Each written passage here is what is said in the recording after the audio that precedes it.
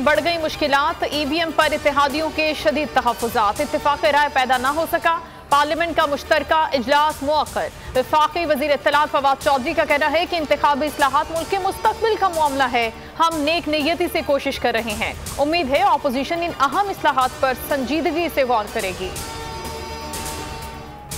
मुश्तरका इजलास मुलतवी होने का मतलब काले कवानीन पर हुकूमत को शिकस्त हो चुकी। इत्तेहादियों के अदम एतमाद के बाद इमरान न्याजी को मुस्ताफी हो जाना चाहिए, शहबाज शरीफ का मुतालबा।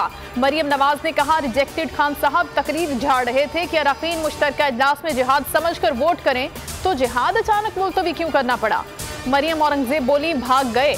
फवाद चौधरी साहब हिम्मत करके सच बोले। चाहते हैं अगला इलेक्शन शफाफ हो, धांधली का रोना ना हो। अफसोस है कि इलेक्शन कमीशन ने भी ईवीएम के खिलाफ मुहिम चलाई। ईवीएम धांधली से बचाव का बेहतरीन जरिया है। हम मुल्क को बदलने के लिए सियासत में आए हैं। वजीर आजम का हुकूमती इत्तेहादी अरकान पार्लियामेंट से ज़हराने पर खिताब। ज़हराने में कल पार्लियामेंट के मुश्तरका इजलास से मुतालिक हिकमत अमली और कानून साजी पर मुशावरत। हुकूमत इंतखाबी इस्लाहात समेत कई बिल्स मंजूर कराना चाहती है।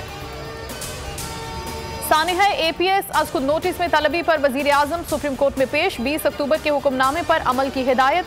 4 हफ्तों में वजीर आजम के दस्तखत के साथ इकदाम की रिपोर्ट जमा कराने का हुक्म। चीफ जस्टिस ने वजीर आजम से पूछा कि जिम्मेदारान के खिलाफ क्या कार्रवाई की गई, मुजरिमों का सुराग क्यों ना लगाया जा सका। वजीर आजम ने कहा, मुल्क में कोई मुकद्दस गाय नहीं, आप हुक्म करें, हम एक्शन लेंगे। हम कानून की हुक्मरानी पर यकीन रखते हैं। क्या साबिक आर्मी चीफ और दीगर जिम्मेदारान के खिलाफ मुकदमा दर्ज हुआ?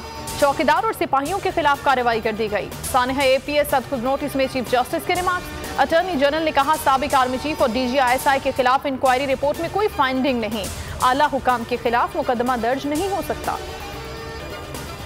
सिंध असम्बली का इजलास कौन बुलाएगा? ऑपोजिशन की रिक्विजिशन जमा कराए, 7 रोज गुजर गए। स्पीकर आगा सिराज गिरफ्तारी से बचने के लिए ताहाल रूपोश। 28 रोज बाद भी कोई सुराग न मिला। Opposition leader Sindh assembly Haleem Adil Sheikh कहते हैं, स्पीकर ने छुट्टी नहीं ली, डिप्टी स्पीकर के पास इख्तियारात नहीं।